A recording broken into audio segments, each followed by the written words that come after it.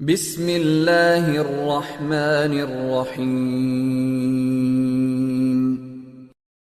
الحمد للہ وکفا والصلاة والسلام علی من لا نبی بعدہ اما بعد فاعوذ باللہ من الشیطان الرجیم بسم اللہ الرحمن الرحیم ومن يقنت منكن لله ورسوله وتعمل صالحا نؤتها أجرها مرتين وأعتدنا لها رزقا كريما صدق اللہ العظیم۔ معزز خواتین و حضرات، پارہ نمبر 22 دورہ قرآن کریم اللہ کے فضل و کرم سے جاری و ساری ہے۔ اس پارے کے اندر جو سب سے پہلا حصہ ہے وہ سورۃ الاحزاب کا بقیہ حصہ ہے، اور اس کے بعد پھر ہم انشاءاللہ سورۃ السبا اور سورہ فاطر پڑھیں گے، اور پھر آخر میں سورہ یاسین کا ابتدائی حصہ ہے۔ تو یہ جو پارہ ہے، پارہ نمبر 22، اس کے آغاز میں چونکہ ازواج مطہرات کا مضمون چل رہا تھا، اور ان کو اور ان کے ذریعے ساری مسلمان عورتوں کو یہ حکم دیا گیا ہے کہ ان کا کام یہ ہے کہ بنیادی طور پر ان کی ذمہ داری اپنے گھروں کے اندر ہے۔ ضرورت کے لیے وہ ضرور باہر جا سکتی ہیں، اور جہاں ضرورت تھی حضور علیہ الصلوۃ بھی ساتھ لے کر جاتے تھے، لیکن بلا ضرورت گھر سے ایسی نکلنا اور وہ اس سے جو نیگیٹو امپیکٹ ہوتا ہے سوسائٹی پہ، اس سے بچنے کی ضرورت ہے۔ نماز اور زکوٰۃ پر کاربند رہیں، اللہ اور اس کے رسول صلی اللہ علیہ وسلم کی اطاعت گزار رہیں، اور گھروں میں جو اللہ کی آیتیں اور رسول کے ارشادات سنتی ہیں انہیں یاد رکھیں اور ان کی تلاوت کرتی رہیں۔ اہل ایمان مردوں اور عورتوں کی صفات کا ذکر ہو رہا ہے دوسرے رکوع میں، اور یہ بہت ہی خوبصورت مقام ہے کہ جہاں اللہ رب العزت نے اہل ایمان مرد و خواتین کی جو صفات بیان کی ہیں۔ اس سے پہلے ہم سورۃ المومنون میں، سورۃ الفرقان میں اور عباد الرحمن کی صفات میں یہ چیزیں ساری پڑھ آئے ہیں، اور یہ بھی وہ مقام ہے جہاں اللہ رب العزت نے مردوں اور عورتوں کے لیے مغفرت اور قیامت میں بڑے اجر کی جو خوشخبری سنائی ہے، اس کے ساتھ چند خوبیاں ہیں۔ ایمان رکھنے والی ہوں، سچے ہوں، مصیبتوں میں صبر کرنے والے ہوں، اور اللہ سے ڈرنے والے ہوں، صدقہ و خیرات کرنے والے، روزہ دار، اور بے حیائی کے کاموں سے دور ہٹنے والے، اللہ کو یاد کرنے والے۔ تو یہ ساری صفات کا تذکرہ کرنے کے بعد اللہ رب العزت فرماتے ہیں کہ کسی مومن مرد اور کسی مومن عورت کا یہ کام نہیں ہے کہ اللہ اور اس کے رسول صلی اللہ علیہ وسلم کے حکم کے آ جانے کے بعد وہ اپنی مرضی کرے۔ یہ اہل ایمان کا رویہ نہیں ہوتا۔ یہ بہت اہم مضمون ہے۔ عقل کے تابع ہو کر بعض لوگ اپنی عقل کو فوقیت دیتے ہیں وہی پر، یہ بہت ہی نامناسب رویہ ہے۔ اصل چیز اللہ اور اس کے رسول کا حکم ہے، اس کی روشنی میں عقل کے مطابق معاملات کو چلانا چاہیے اور استعمال کرنا چاہیے۔ اس کے بعد یہاں پہ جو ایک بہت ہی معروف واقعہ ہے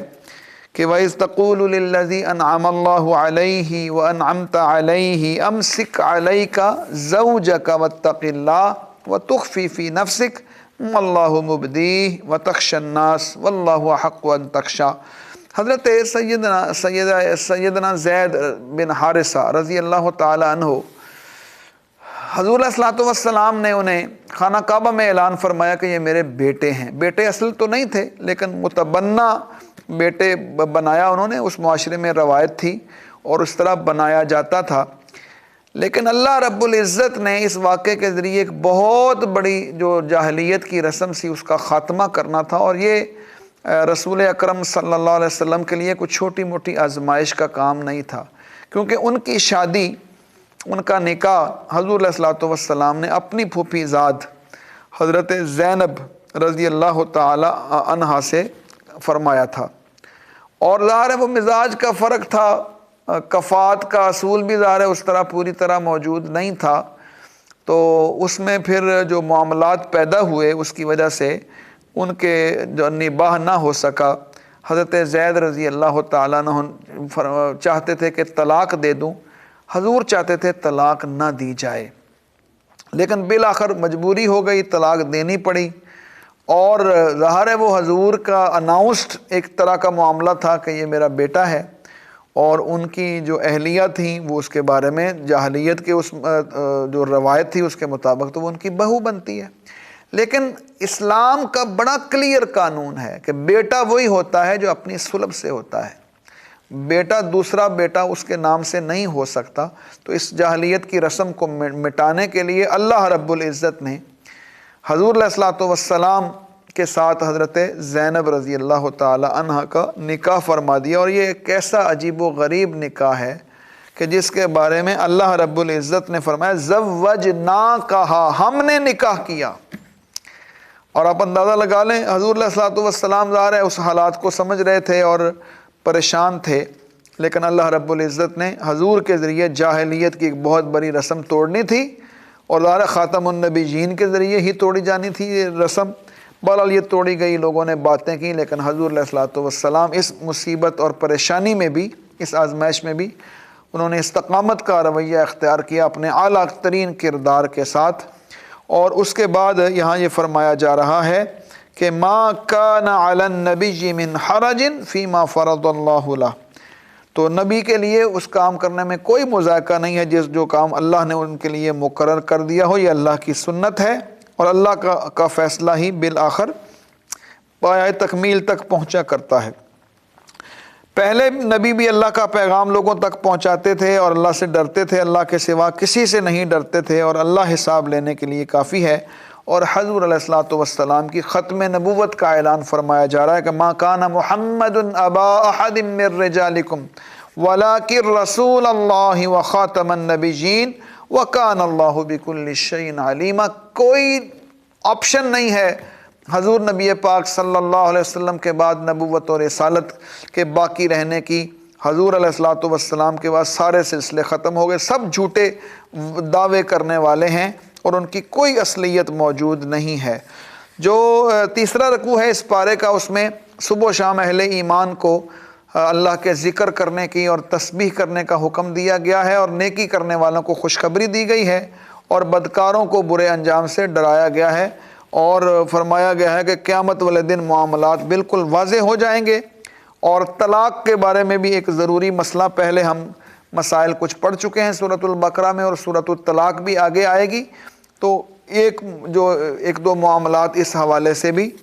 یہاں بیان ہو گئے ہیں، اور نکاح کے معاملات بھی کچھ معاملات ہیں جس کا اللہ رب العزت نے ذکر کیا ہے۔ حضور علیہ الصلوۃ والسلام کو جہاں استثناء حاصل تھا، پھر حضور علیہ الصلوۃ والسلام کے بارے میں بھی اللہ کا فیصلہ موجود ہے، آ گیا یہاں پہ کہ مزید آپ نکاح نہیں فرمائیں گے اور کسی اہلیہ کو اب آپ علیحدہ نہیں کر سکیں گے۔ حضور علیہ الصلوۃ والسلام کے بارے میں بھی اللہ رب العزت کا فیصلہ آ گیا۔ پھر کچھ ایسے معاشرتی مسائل ہیں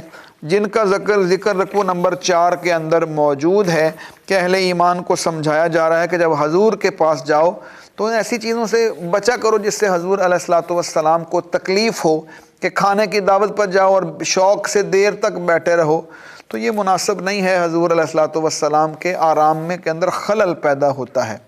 پھر یہ اعلان فرمایا گیا ہے کہ حضور علیہ الصلوۃ والسلام کی وفات کے بعد آپ صلی اللہ علیہ وسلم کی کسی زوجہ مطہرہ سے نکاح کرنا مسلمانوں کے لیے قطعی حرام ہے، اور ازواج مطہرات کو پردے کی پابندی کا حکم دیا گیا، اور اس کے متعلقہ مسائل بیان ہو گئے۔ اس کے بعد جو اگلا رکوع ہے، رکوع نمبر 5 ہے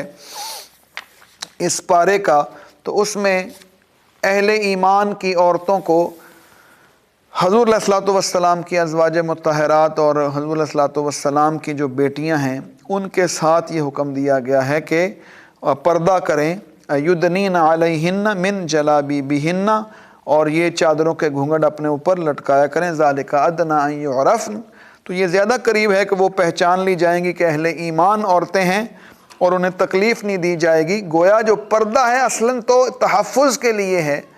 اور یہ پردہ اتارنا نہیں چاہیے، عورتوں کو سوچنا چاہیے کہ یہ اللہ کا حکم ہے پردہ کرنا، یہ کسی مرد کا، کسی باپ کا، کسی بھائی کا، کسی شوہر کا حکم نہیں ہے۔ یہ چادر جو اپنے سر پر ایک عورت لیتی ہے، یہ چادر اللہ اور اس کے رسول کی طرف سے آئی ہے یہ چادر، اور اس کو سر پہ رکھنا چاہیے، اور یہ عفت معابی ہے، یہ ایک تحفظ کا معاملہ ہے جو عورت کو اللہ نے میسر کیا ہے، اور اس سے دور نہیں جانا چاہیے۔ اور اس کے بعد یہ فرمایا گیا ہے کہ اللہ اور اس کے رسول کی نافرمانی اور سرکشی کرنے والے لوگ پریشان ہوں گے اور ان کو عذاب کا سامنا کرنا پڑے گا۔ پھر وہ کہیں گے کہ کاش ہم نے اطاعت کی ہوتی، بڑوں کی بات مانی ہوتی، اور ہم سیدھے راستے پر چل جاتے، لیکن اس وقت اس کہنے کا کوئی فائدہ نہیں ہوگا جب مہلت عمل گزر جاتی ہے۔ آخری رکوع ہے سورہ مبارکہ کا اور چھٹا رکوع ہے اس پارے کا، کہ جس میں فرمایا گیا کہ اے ایمان والو لا تکونوا کالذین آذوا موسیٰ فبرأہ اللہ مما قالوا وکان عند اللہ وجیہا، ان لوگوں کی طرح نہ ہو جاؤ جنہوں نے اپنے نبی موسیٰ علیہ السلام کو تکلیف پہنچائی تھی، اور اللہ نے موسیٰ علیہ السلام کو ان لوگوں کی باتوں سے بری ثابت کیا تھا۔ اور اللہ رب العزت کے ہاں حضرت سیدنا موسیٰ علیہ السلام کا بڑا مقام ہے، وَكَانَ عِنْدَ اللَّهِ وَجِيهًا، بڑے معزز ہیں۔ اور اس کے بعد وہ معروف آیات ہیں جس میں تقوی کی وصیت دی گئی ہے۔ حضور علیہ السلام اہم مواقع پر ان آیات کی بھی تلاوت فرمایا کرتے تھے، نکاح وغیرہ کے موقع پر، کہ جس میں فرمایا گیا کہ تقوی اختیار کرو، سچی بات کرو، سیدھی بات کرو، اللہ تمہارے سارے اعمال کو بالکل درست فرما دے گا۔ اور آخری آیت میں یہ بات ذکر موجود ہے کہ اللہ رب العزت کی جو امانت ہے وہ انسان کے سپرد کی گئی ہے، اور انسان نے یہ ذمہ داری اٹھائی ہے، جبکہ یہ بوجھ زمین و آسمان اور پہاڑ اٹھانے کے قابل نہیں تھے، انہوں نے اس سے انکار کیا تھا۔ تو یہ اللہ رب العزت کا ایک پورا نظام ہے جس کے تحت یہ خلافت و نیابت کا نظام بنا ہے۔ اس کے ساتھ ہی ہم دیکھتے ہیں کہ سورۃ السبا شروع ہوتی ہے، لَقَدْ كَانَ لِسَبَإٍ فِي مَسْكَنِهِمْ آیہ۔ یہ جو آیت کریمہ ہے دوسرے رکوع میں اس پارے میں، اس سورت میں، اس حوالے سے اس کا نام جو ہے وہ سورہ سبا رکھا گیا۔ 54 آیات ہیں اس کی اور 6 رکوع ہیں، مکے میں نازل ہوئی، 34 نمبر اس کی ترتیب مصحفی ہے اور 58 نمبر اس کی ترتیب نزولی ہے، یعنی کہ جو ترتیب مصحفی سے مراد جو قرآن مجید ہمارے پاس موجود ہے اس میں یہ 34 نمبر پر ہے۔ نازل ہونے کے زمانے کے اعتبار سے علماء نے اس کو فرمایا کہ 54 نمبر پر نازل ہوئی تھی۔ تو درمیانی دور تھا مکے کا، سورہ لقمان کے بعد یہ نازل ہوئی۔ اس میں اللہ رب العزت اس سورت کا اگر خلاصہ جانیں تو قیامت اور خدائی فیصلوں کے اٹل ہونے کی بات کی گئی ہے۔ بتایا گیا ہے کہ انسان بلا مقصد پیدا نہیں کیا گیا، اپنے اعمال کا جواب دہ ہے، اور یہ جواب دہی اصلاً قیامت میں ہوگی۔ عالم الغیب کے علم سے بھاگ کر یہ کوئی ایسا کام نہیں کر سکتا جس کا بدلہ اس کے سامنے نہ آئے۔ قوموں کے عروج و زوال میں مادی اسباب اور طاقت اصل فیصلہ کن اہمیت کی حامل نہیں ہوا کرتی، بلکہ اخلاقی بلندی جو ہے وہ عروج کی ضامن ہوتی ہے۔ مادی وسائل ذریعہ ہیں، عروج کی علت نہیں ہیں۔ پھر اس کے ثبوت کے طور پر حضرت داؤد علیہ السلام اور حضرت سلیمان علیہ السلام کے ماتحت بنی اسرائیل کا غلبہ، اور حضرت سلیمان علیہ السلام کے بعد جو زوال آیا اس کا ذکر کیا گیا ہے۔ قوم سبا کا بھی ذکر ہے، اس کا نام ہی سورہ سبا ہے، اور اللہ کی بے شمار نعمتیں تھیں اس قوم کے اوپر، لیکن انہوں نے ناشکری کی اور وہ انعامات ان سے لے لیے گئے۔ اللہ نے اہل ایمان کو جو منکرین حق پر فتح یاب فرمایا، اور یہ فرمایا ہے کہ مخالفین حق 2 طرح کے ہوتے ہیں۔ ایک تو وہ جن کی سرداری پر حق سے ضرب پڑتی ہے، مخالفت کرتے ہیں، اکساتے ہیں، اور یہ بتایا گیا ہے کہ وہ پھر اس کو کس طرح لے کر چلتے ہیں۔ اور پھر یہ بتایا گیا کہ کثرت مال اور دنیاوی آرزوں جو ہیں وہ قابل فخر چیزیں نہیں ہیں، اللہ سے غافل بناتی ہیں۔ گزشتہ قوموں کو جو نعمتوں ملی انہوں نے اس کی قدردانی نہیں کی، اور قریش ان کے مقابلے میں مال و دولت اور دنیاوی لحاظ سے کوئی حیثیت نہیں رکھتے تھے، لیکن ان کا جب یہ حال ہوا تو پھر کیا بنے گا ان کا، یہ تو اس قابل ہی نہیں تھے۔ پھر آخر میں بتایا گیا کہ حق کا آنا بے فائدہ نہیں، یہ غالب آ کر رہے گا، اور ساتھ ہی منکرین کے شبہات کو جا بجا یہاں بیان فرمایا گیا ہے۔ یہ ذرا تھوڑی سی وضاحت کر دی جائے کہ یہ جو گزشتہ قومیں جتنی بڑی نعمت کی حامل تھیں، اتنی نعمتیں ان کے پاس نہیں تھیں، قریش کے پاس۔ تو جب ان کا حال ایسا ہوا تو یہ بیچارے کس باغ کی مولی ہیں کہ یہ مقابلے میں کھڑے ہو سکیں گے۔ اور اس کے بعد جو رکوع وائز ہم اس کے مضامین کو دیکھتے ہیں کہ سورہ السبا کا جو پہلا رکوع ہے اس میں اللہ کی تعریف بیان ہو رہی ہے کہ اللہ خالق ہے، مالک ہے، عالم الغیب ہے، اور اس کے قیامت میں واقع ہونے کا جو بیان ہے وہ بالکل واضح ہے، قیامت آئے گی، اور منکرین قیامت جو سوچتے ہیں، جو بات ان کے ذہن میں ہے وہ بالکل جھوٹی ہے، اور قیامت کا انکار کرنے کا کوئی فائدہ نہیں ہوگا بلکہ الٹا نقصان ہوگا۔ اس صورت کا جو دوسرا رکوع ہے اور اس پارے کا جو 8واں رکوع ہے، اس میں حضرت داؤد علیہ الصلوۃ والسلام اور حضرت سلیمان علیہ الصلوۃ والسلام کو جو اللہ نے کمالات اور محاسن عطا فرمائے تھے ان کا ذکر ہے، قوم سبا کا ذکر ہے کہ اللہ نے ان کو بہت ساری نعمتیں دیں، خوشحالی سے نوازا، لیکن نافرمانی اور ناشکری کا رویہ اختیار کیا۔ پہلے ان کو تنبیہ کی گئی، نہ مانے تو ایک سیلاب آیا اور ان کے تمام باغات اور کھیتوں کو بہا کر لے گیا، اور جو صرف بدبودار درخت تھے وہی وہاں رہ گئے۔ تو اس سے بتایا یہ جا رہا ہے کہ نعمتوں پر اترانا نہیں چاہیے، اللہ جب چاہے وہ کر سکتا ہے۔ فَلَمَّا قَضَيْنَا عَلَيْهِ الْمَوْتَ مَا دَلَّهُمْ عَلَى مَوْتِهِ إِلَّا دَابَّةُ الْأَرْضِ تَأْكُلُ مِنْ سَأَتَهُ۔ تو یہ سارا ذکر یہاں پہ تفصیل کے ساتھ موجود ہے، اور یہ سارا ذکر فرمانے کے بعد یہ فرمایا جا رہا ہے کہ جو رکوع نمبر 9 ہے کہ قُلِ ادْعُوا الَّذِينَ زَعَمْتُم مِّن دُونِ اللَّهِ لَا يَمْلِكُونَ مِثْقَالَ ذَرَّةٍ فِي السَّمَاوَاتِ وَلَا فِي الْأَرْضِ وَمَا لَهُمْ فِيهِمَا مِنْ شِرْكٍ وَمَا لَهُ مِنْهُمْ مِنْ ظَهِيرٍ۔ اے محمد صلی اللہ علیہ وسلم، آپ ذرا مشرکین کو پکار کے دیکھ لیں، انہیں بتا دیں کہ ان کی کیا حالت ہوئی پڑی ہے، اور شرک کی جو برائیاں ہیں وہ اس رکوع میں تفصیل سے بیان کی گئی ہیں۔ مشرکین جن کو پوجتے ہیں ان کے ہاتھ میں تو زمین و آسمان کی کوئی بھی چیز نہیں ہے۔ پھر آقا علیہ الصلوۃ والسلام سے فرمایا گیا ہے کہ وہ مشرکین کو بتا دیں کہ قیامت والے دن اللہ ہمیں اور تمہیں جمع کرے گا، اور پھر صحیح فیصلہ ہو جائے گا کہ مجرم کون ہے اور حق پر چلنے والا کون ہے۔ اور حضور علیہ الصلوۃ والسلام کو تمام انسانوں کے لیے خوشخبری دینے والا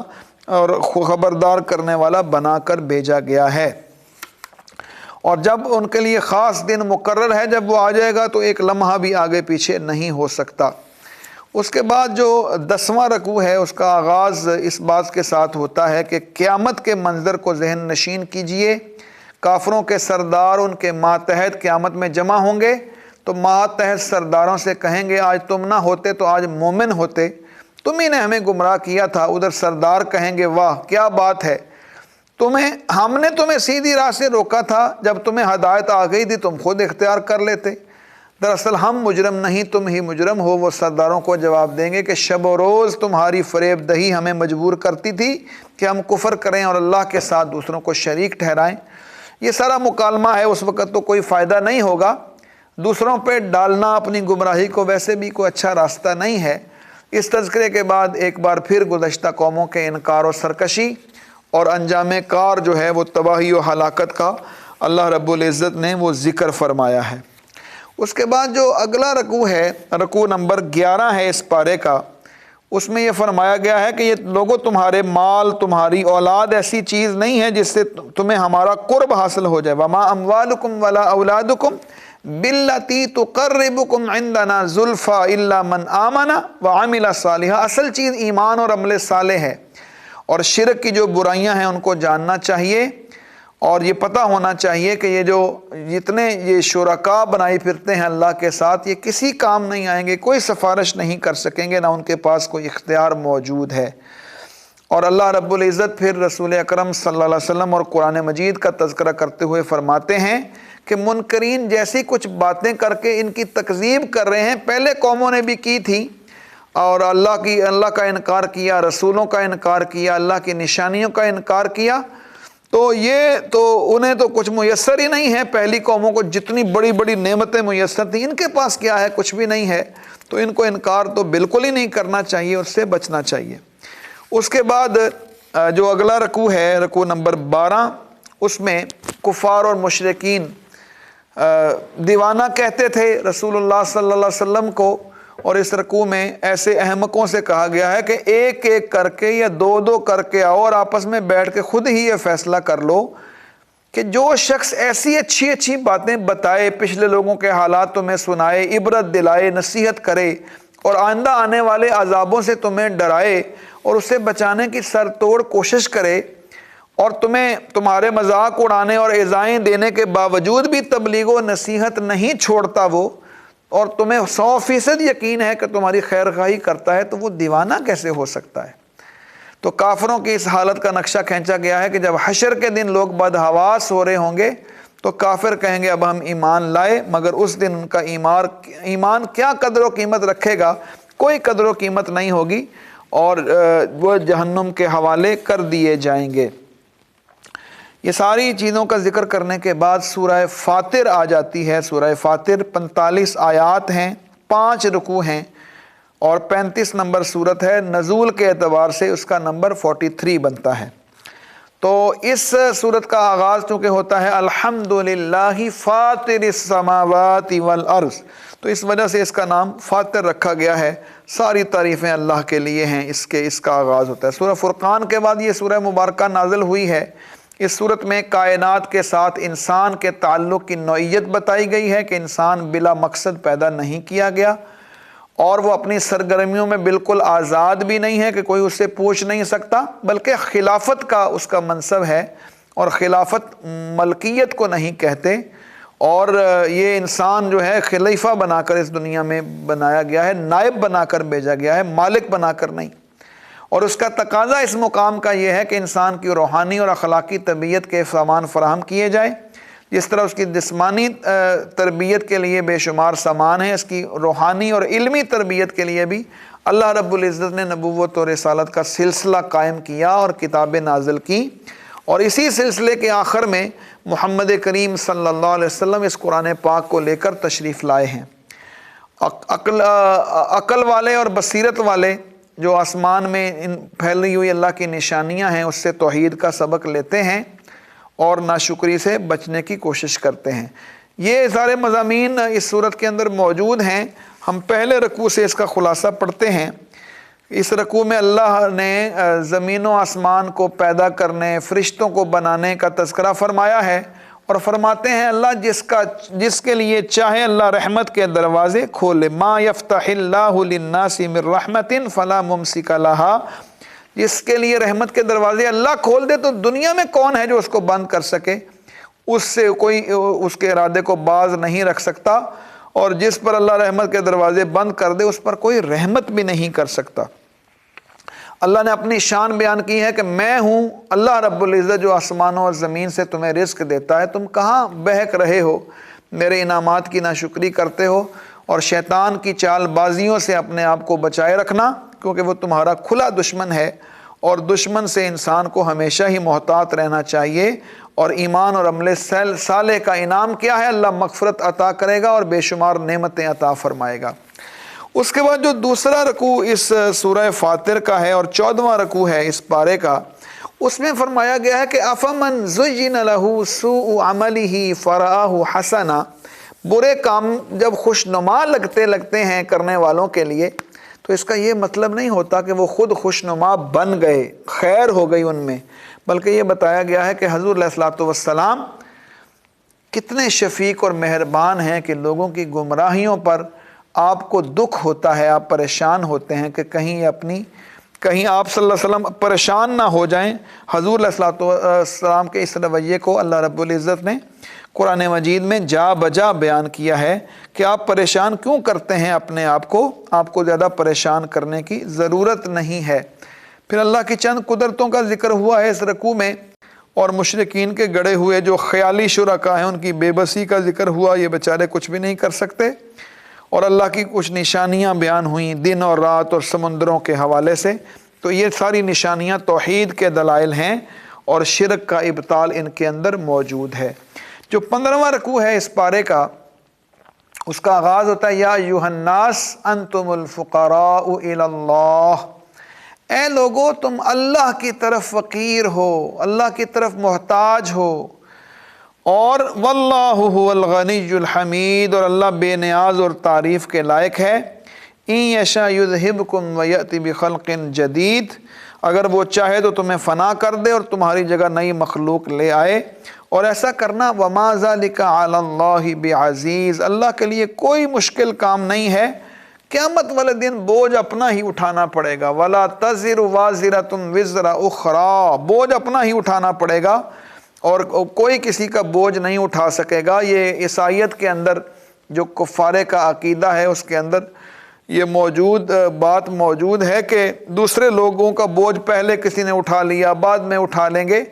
تو اللہ رب العزت کسی کا بوجھ کسی اوپر نہیں ڈالے گا، چاہے وہ قریبی رشتہ دار ہی کیوں نہ ہو۔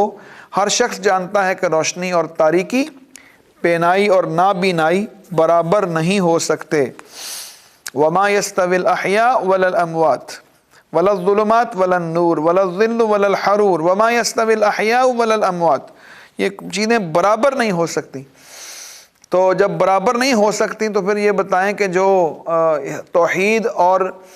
شرک برابر بھی نہیں ہو سکتا، اور یہ ساری چیزیں آپس میں بالکل متضاد ہیں۔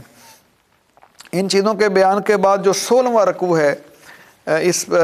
پارے کا، اس کے اندر اللہ کی قدرت کی کارسازیاں بیان ہو رہی ہیں کہ الم تر ان اللہ انزل من السماء ماء فاخرجنا به ثمرات مختلفا الوانها ومن الجبال جدد بيض وحمر مختلف الوانها وغرابيب سود۔ اور یہ اللہ رب العزت میں پہاڑوں کا ذکر ہو رہا ہے،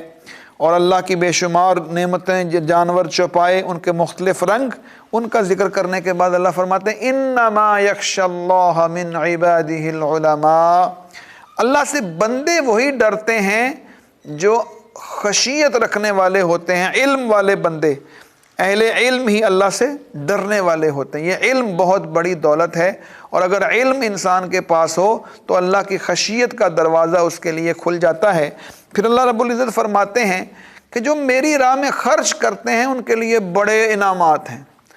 اور ان کی جو تجارت ہے یرجون تجارت لن تبور ان الذین یتلون کتاب اللہ واقاموا الصلاۃ وانفقوا مما رزقناہم سرا وعلانیۃ یرجون تجارت لن تبور، وہ ایسی تجارت کرتے ہیں کہ جو گھاٹے والی نہیں ہے، اللہ کی راہ میں دینے والے کبھی کمی نہیں ہوتی ان میں۔ یہ ایسی حقیقت ہے جو انسان سمجھ جائے تو کتنے بڑے مسائل سے وہ بچ جاتا ہے۔ اور پھر اہل جنت کا ذکر فرمایا گیا ہے کہ جنت میں ان کے لباس اور ان کی کتنی بڑی نعمتیں اللہ رب العزت انہیں عطا فرمائے گا، اور ان کے برخلاف جو ہے وہ دوزخیوں کا بیان ہے کہ ان کو کیسی کیسی سزائیں ملیں گی اور وہاں پریشان ہوں گے۔ یہ سارا جو مضمون ہے، اس کے بعد جو 17واں رکوع ہے اس پارے کا، اس کا آغاز یہ ہوتا ہے کہ ان اللہ عالم غیب السماوات والارض انہ علیم بذات الصدور، اللہ زمین و آسمان کے غیب کو جاننے والا ہے، اور وہی سینوں کے بید جانتا ہے، اور انسان کا مقام خلافت ہے۔ هو الذی جعلکم خلائف فی الارض، اور بتایا گیا ہے کہ اللہ تعالیٰ عالم الغیب ہے، وہ دلوں کے بھیدوں تک واقف ہے، لہذا جیسا کچھ عمل اور جیسی نیت ہوگی اس کے مطابق پورا پورا انصاف ہوگا، اور انسان اپنے اس منصب کو بھول کر کفر کرے گا تو اس کے وبال سے وہ بچ نہیں سکتا۔ مشرکین اور کفار کا ذکر ہے کہ وہ نزول قرآن سے پہلے دعا مانگتے تھے کہ اہل کتاب کی طرح ہم پر بھی کوئی کتاب آ جائے، اپنے رسول کے ذریعے اللہ بھیج دے۔ اور جب نبی صلی اللہ علیہ وسلم اور کتاب آئی قرآن مجید، تو چاہیے تو یہ تھا کہ وعدے کے مطابق ہدایت کے راستے پر چلتے، تکبر نہ کرتے، اور لیکن انہوں نے الٹا رویہ اختیار کیا، تکبر بھی کیا اور مخالفت کرنے لگے۔ اور فرمایا جا رہا ہے کہ اس سرکشی کا وہی انجام ہوا تھا جو پہلے لوگوں کا ہوا، اور اللہ کی مہربانی اور رحم و کرم کا بیان ہے کہ اگر اللہ رب العزت لوگوں کے جرائم پر فوراً انہیں پکڑ لیتا تو آج انسان دنیا میں بچتے ہی نہ۔ یہ بہت بڑی بات ہے، لیکن اللہ فرماتے ہیں یہ ہماری سنت ہے، اور ہماری سنت کے اندر یہ بات موجود ہے کہ ہم فَإِذَا جَاءَ أَجَلُهُمْ فَإِنَّ اللَّهَ كَانَ بِعِبَادِهِ خَبِيرًا بَصِيرًا، جب مدت پوری ہو جاتی ہے تو اللہ تعالیٰ اپنے بندوں کو دیکھنے والا ہے۔ معزز خواتین و حضرات، یہ اس کے آگے سورہ یاسین ہے، اور سورہ یاسین آپ جانتے ہیں کہ قرآن مجید کی ایک بہت ہی خوبصورت سورہ مبارکہ ہے جس کے بہت سارے فضائل حضور نبی پاک صلی اللہ علیہ وآلہ وسلم نے بیان فرمائے ہیں۔ اس کا آخری رکوع ہے، تو اگلے سبق میں یعنی 23ویں پارے کے سبق کا آغاز ہم سورہ یاسین سے کریں گے، تاکہ ایک ہی وہ مرحلے میں ہم سورہ یاسین کے سارے مضامین کو یکجا طور پر پڑھ سکیں۔ تو اس کے ساتھ ہی پارہ نمبر 22 کے مضامین مکمل ہوئے۔ اللہ رب العزت سے دعا ہے کہ اللہ ہمارے لیے اس قرآن کے فہم کو آسان کر دے، اور اس کے نتیجے میں رحمتوں کے دروازے کھول دے اور ہمارے لیے آسانی فرمائے۔ وآخر دعوانا ان الحمد للہ رب العالمین۔ یا رب لک الحمد کما ینبغی لجلال وجہک وعظیم سلطانک اللہم احسن عاقبتنا فی الامور کلہا واجرنا من خزی الدنیا وعذاب الآخرہ اللہم انفعنا بما علمتنا وعلمنا ما ينفعنا وزدنا علما ربنا تقبل منا انك انت السميع العليم وتب علينا يا مولانا انك انت التواب الرحيم وصلى الله تعالى على خير خلقه محمد وعلى آله واصحابه اجمعين برحمتك يا ارحم الراحمين.